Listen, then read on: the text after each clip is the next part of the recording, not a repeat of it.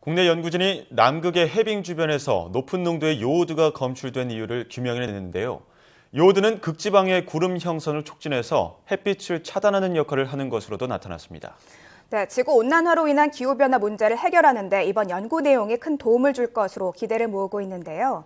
그래서 이 시간에는 극지연구소 김기태 박사 전화 연결해서 보다 자세한 연구 내용 알아보도록 하겠습니다. 박사님 안녕하십니까? 네, 안녕하세요. 네, 먼저 이 요오드가 어떤 물질인지 많은 시청자분들이 좀 궁금해하실 것 같은데요. 자세히 설명해 주시죠. 네, 일반적으로 이 요오드라는 물질은 바닷물에 많이 포함되어 있습니다. 그렇기 때문에 그 대부분의 해산물에 많이 함유되어 있다고 보시면 되고요. 우리가 거의 매일 사용하는 천일염에도 이게 많이 포함되어 있습니다. 네.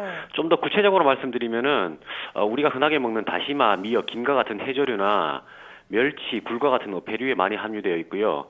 소금이 많이 들어간 염장식품 같은 데에도 많이 들어 있습니다. 예. 그렇다면 이 극지방인 남극 해빙 주위에서 검출된 요오드 물질은 말씀해주신 보통 요오드와 다른 특징이 있습니까? 특별히 이제 다른 물질은 아닌데 그 환경적인 의미가 있습니다. 남극에서 생성되는 요오드는. 기존의 연구에 따르면은 남극의 봄철에 얼음이 녹는 주위에서 대기 중으로 매우 많은 높은 농도의 요오드가 발생을 하는데요. 예. 이거를 인공위성 데이터나 현장 관측 데이터로 발견을 했습니다. 하지만 이 정확한 원인에 대해서는 기존에 밝히지 못했는데요. 예. 지금까지는 이 요오드, 대기 중의 요오드가 생물학적인 요인, 그리고 앞서 말씀드린 이 다시마나 미역 같은 해조류가 대기 중으로 방출시킨다고 알려져 있었는데, 예. 이 남극 그 얼음 주위에서 생성되는 그 많은 양을 설명하기에는 부족하다는 게 그 관련 연구자들의 진술이었습니다. 그래서 이 연구자들은 이런 생물학적인 요인이 아닌 다른 화학적인 어떤 요인이 관여할 것으로 추측을 했었는데요. 이 요오드 물질은 그 남극에서 특별한 역할을 몇 가지 하고 있습니다. 여러분이 잘 아시는 그 오존하고 이제 수은하고도 관련이 있는데요.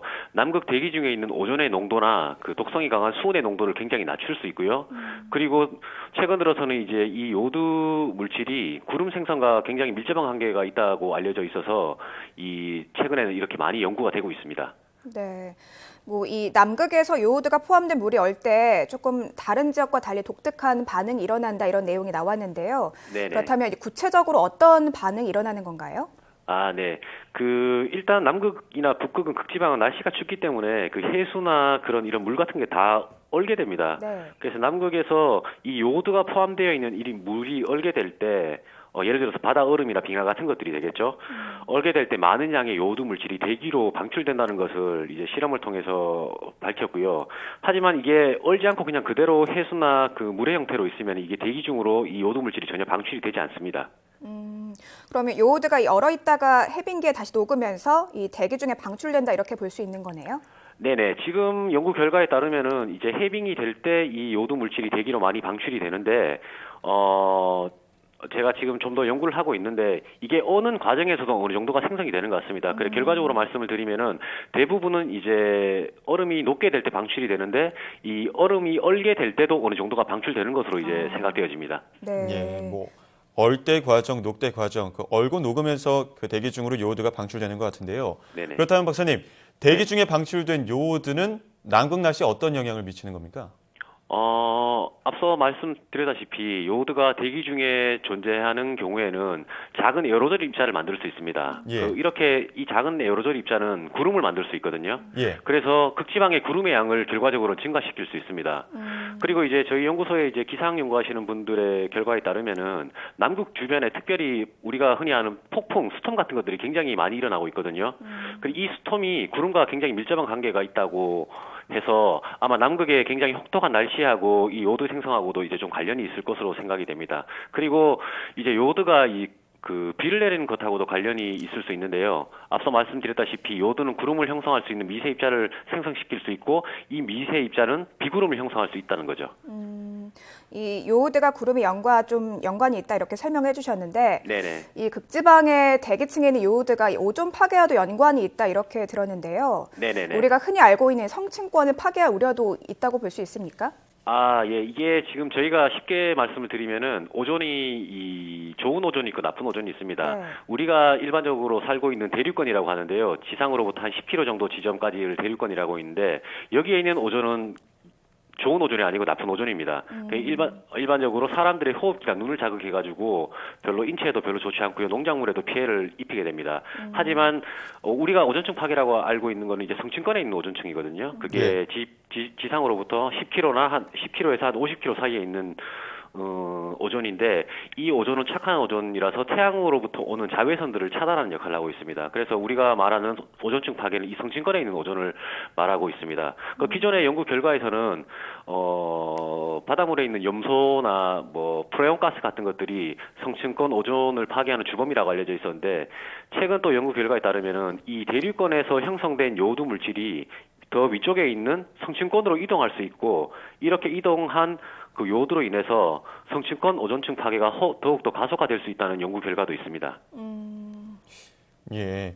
네. 그렇다면 요오드 물질이 어쨌든 구름 생성을 촉진한다라는 말씀도 해주셨는데 네네. 구름 생성을 해서 햇빛을 가리게 되면 온난화의 속도도 어느 정도 늦출 수 있는 겁니까? 아, 네, 그럴 수 있죠. 그 대기 중에 요오드 물질이 많이 생성되면은 구름이 형성될 확률이 높아지게 되니까 가능성이 있습니다. 네. 하지만 이렇게 남극에서 생성된 요오드 물질이 실제로 얼마나 많은 양의 구름을 만들어내는지에 대해서는 추가적인 연구가 좀 더 필요할 것으로 생각이 되고요. 그 좀 더 장기간의 데이터를 분석해서 요오드 생성과 기후 변화와의 상관관계를 정확하게 이제 파악해야 될 필요성이 있습니다. 네, 뭐 네. 추가적인 연구는 앞으로 좀 더 진행해야 된다 이렇게 설명해 주셨는데 네네. 어쨌든 이 요오드 물질의 구름의 생성을 촉진하는 거라고 설명해 주셨잖아요. 네네네. 그렇다면 좀 궁금해지는 게 다른 지역에서도 이 요오드 물질을 좀 활용해서 인공적인 방법으로 구름이 좀 더 잘 만들어지게 만들 수 있습니까?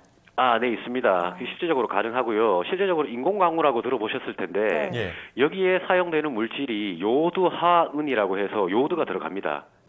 네. 중국에서는 굉장히 많이 사용하고 있거든요. 그래서 이제 실제적으로 사용할 수 있습니다. 그 하나 뭐 에피소드를 말씀드리면은 그 2008년 베이징 올림픽 개막식 날에 이 중국에서 날씨를 맑게 하기 위해 가지고 그 요오드하은이 포함된 로켓을 굉장히 많이 발사를 해가지고 개막식 직전에 날씨를 굉장히 좋게 했는 그런 에피소드도 있습니다. 예. 네, 뭐 앞으로도 활용 방안이 어느 정도 있을 것 같긴 한데요. 네네. 끝으로 이번 연구가 기후 변화로 인한 문제를 해결하는 데 또 어떤 도움을 줄 수 있을 거라고 생각하십니까? 아, 네, 좀 더 정확히 말씀을 드리면 이게 기후 변화를 직접적으로 해결할 수 있다라기보다는 예. 우리가 기후 변화를 이해하는데 도움을 준다고 말하는 게 맞는 것 같습니다. 일반적으로 기후 변화로 인해서 극지방의 빙하나 해빙이 높게 되면은 얼음 속에 포함되어 있던 그 요오드 기체들이 대기 중으로 방출될 수 있고 이렇게 되면은 구름을 더 많이 형성시킬 수 있는 가능성이 있어서 다시 기후 변화에 영향을 미치게 되는 거죠. 다시 말하면 지구 온난화로 인해 야기된 기후 변화가 또 다시 어떻게 지구 온난화에 영향을 미칠 수 있는가라는 일종의 자연의 피드백, 뭐 한국말로 하면 대먹임 효과를 이해할 수 있을 것으로 생각이 됩니다. 우리가 이 자연에서 일어나는 그 기후 변화를 정확히 이해해야지 추후에 이 기후 변화에 대한 적절한 대응책을 마련하니까 기후 변화하고도 약간 관련은 있는데 직접적인 그 문제를 해결하는 데는 좀 이제 거리가 있고 좀 더 연구가 되어야 될 것 같습니다. 예. 어쨌든 너무 자연을 인위적으로 조정하려는 시도는 좀 자제하는 것도 좋을 것 같습니다. 네네네네. 지금까지 극지연구소 김기태 박사와 함께 이야기 나눴습니다. 박사님 오늘 말씀 고맙습니다. 아, 네, 감사합니다. 네, 이렇게 새로운 연구 결과를 토대로 뭐 활용 방안이라던가 앞으로의 더 많은 연구 결과가 나오기를 기대해 보겠습니다. 네, 요즘 뭐 이 지구 온난화라든가 환경 문제가 굉장히 심각한데요. 이번 연구 결과를 통해서 이 환경 문제를 해결하는 데 한 발짝 더 이렇게 다가갔으면 하는 바람입니다.